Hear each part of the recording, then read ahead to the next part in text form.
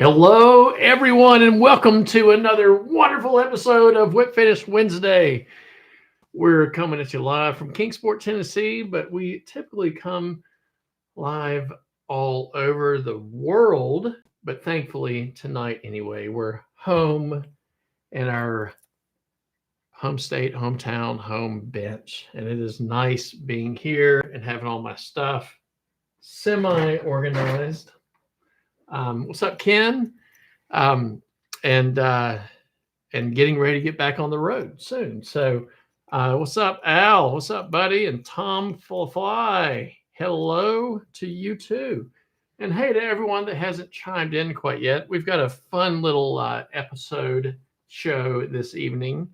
We're going to be tying a green drake. And the reason we're tying this fly, what's up, Wes? Good to see you again, Todd Turner and Gary Dufree. Gary, we've met in person. You've told me. I hope that I bought this when we saw you. Someone wake up the gimp. I know, Steve. Hopefully, the internet stays good this evening. Katie and I have done lots of different things. It's 1:25, honey. We've done lots of different things to improve the internet, and we have another change tonight. We got one more idea if this doesn't work, but yes, Nan, we changed it to green for the green drakes tonight. So when Katie and I were down in Alabama at the Gulf Shores show, we obviously ran into Truman Nicholson, awesome guy, and we're hanging out. We told him we're going up to the Catskills, and John Collins had told us that the green drakes will be coming off, or could be coming off. And if you guys have ever fished a green drake hatch, it's special because there's not very many times that I get to throw a size 10 and sometimes bigger dry fly and have a trout come up and smash it. Hello, Mary. Good evening.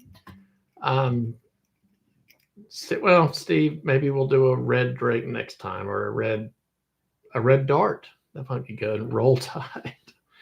The Daddy Coffin fly would be a good one.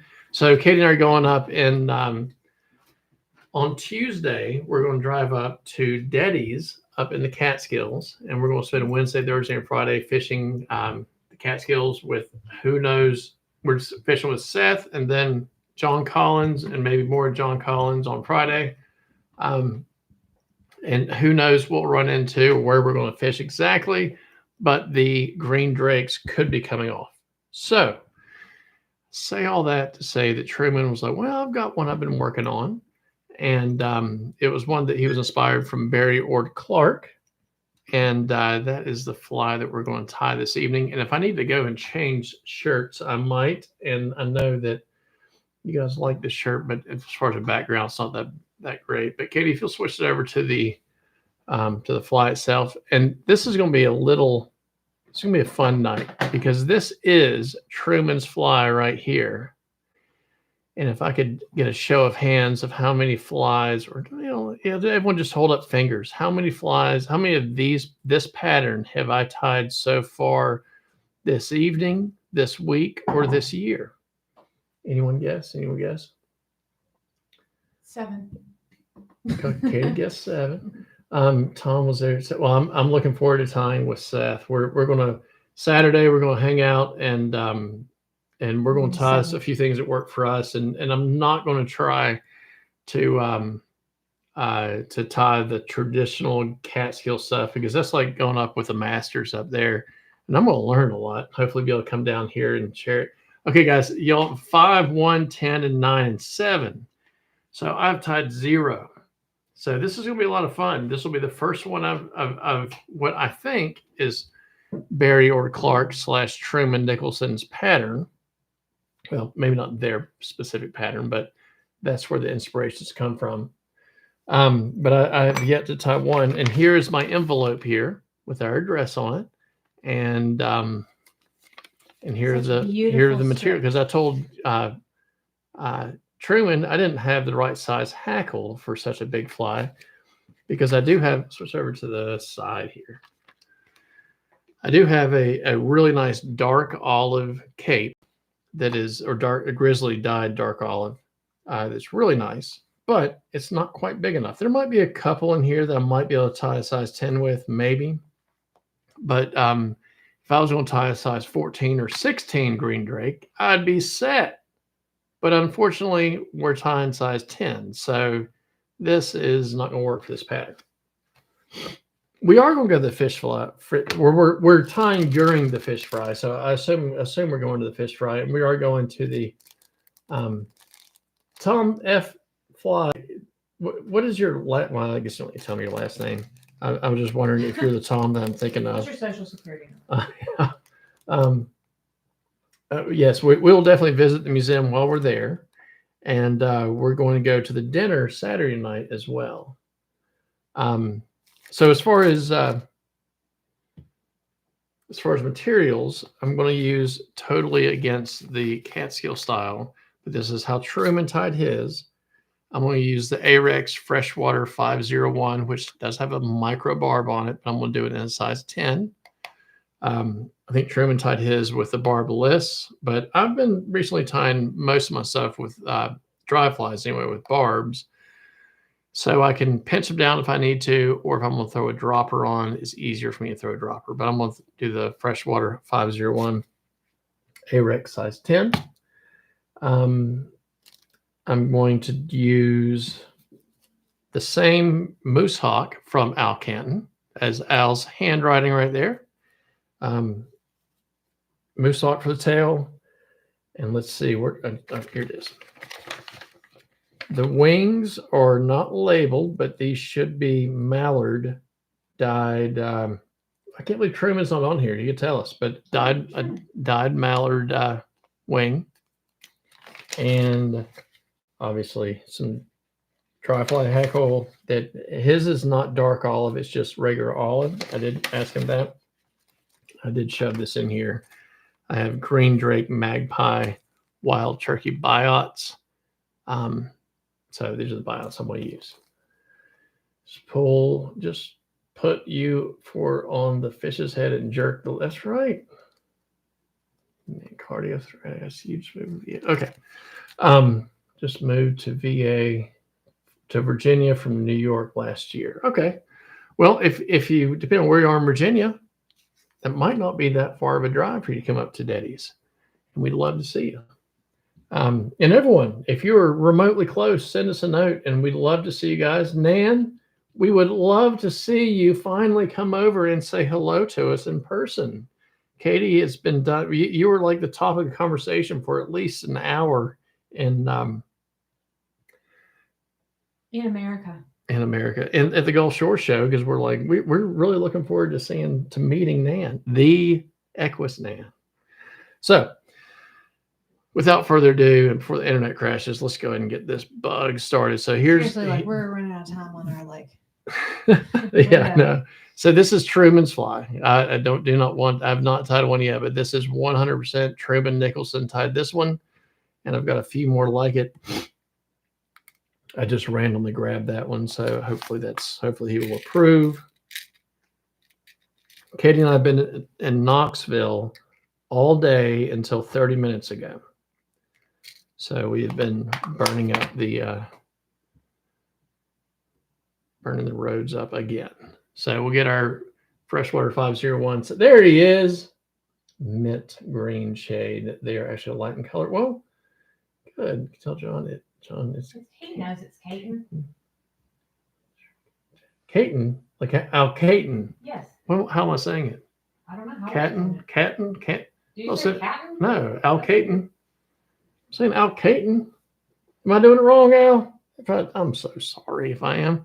All right. So hook and device I'm going to use, since John Collins said mint green, I'm going to use pale olive thread. Put my spectacles on. Hello from Montana, Mr. Terry. Fancy seeing you on here. All right, so I'm going to put the thread, like I always do, kind of where I want the wings to come up. So I'm just thinking about where I want the wings to be tied in. And this is the 12-aught classic wax thread in pale olive. I'm not worried about that little straggler right there. Jack, Australia, that is awesome that you're on here. There is one of our good friends, Ken B. When I say good friends, he's a longtime subscriber. He hangs out, he ties a lot. He is from Australia as well. So hello, Jack. Of all trades. Of all trades. That's right. What's up, Joe? All right, so we've got our mallard feather here. So if you notice, the one that, see, Truman's just going to try to throw me for a loop. See, I've got these little ones a little short here. I'm going to pull these down and see what we can work with. Because you don't have to have the point here doesn't have to be exactly lined up, but you want your tips to be lined up as good as possible. See how it's still kind of like curved there? So we'll take some of these out here, some of those out. Now we're looking close. That should be pretty good. See, that's pretty straight across the top. And it might take me a couple to get it right, but I'm going to kind of bundle those up. So we've got, and you see they're not perfectly straight. Do they make any material to imitate the wings to make an oversized parachute wing? You can definitely use just like poly yarn or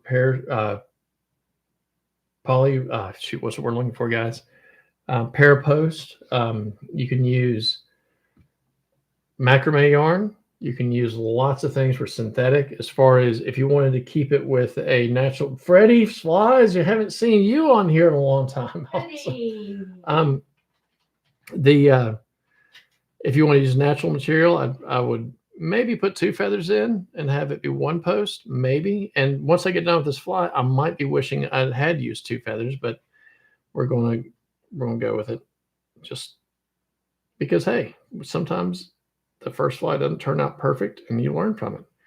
So the wing, I'm going to go for a little bit.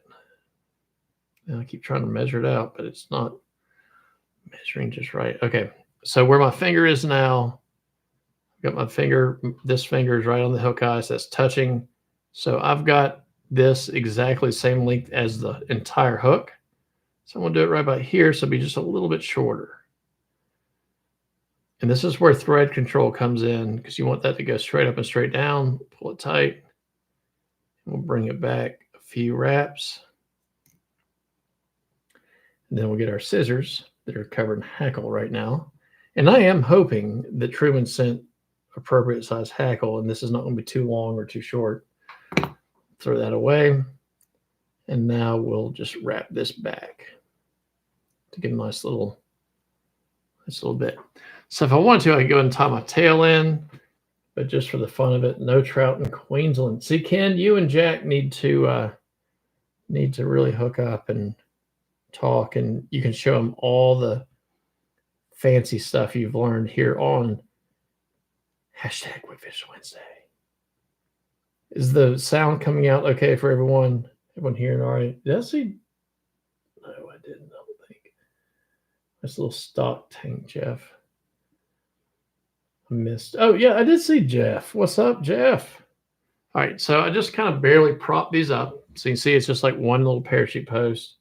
I'm going to use my fingernail like this. I'm going to splay it back. So see how it kind of fans it out?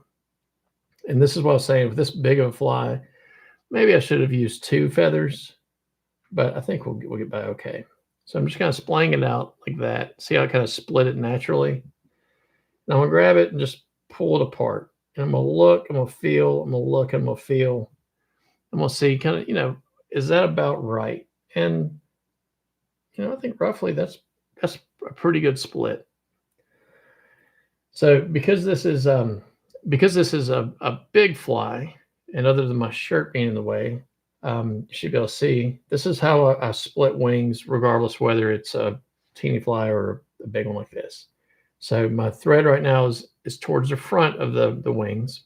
Bring it back underneath, and I'm going to do 3 wraps crossing. So I'm going to go 1, 2, 3. See how I kind of canted this one, so it's now more perpendicular to the hook shank. Now I'm going to bring my thread straight over and down like this. I'm going to pull this wing back and do 3 more going the other way. 1, 2, 3.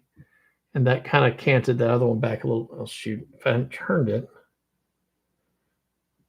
I'll do a locking wrap in there. So now I've got 3 wraps going one way, 3 wraps going the other way, and I've got it nice and split. So now pretty much all I need to do is uncord my thread just a bit and then parachute that up just a pinch. Not much, but what I want to do is try to gather those materials together.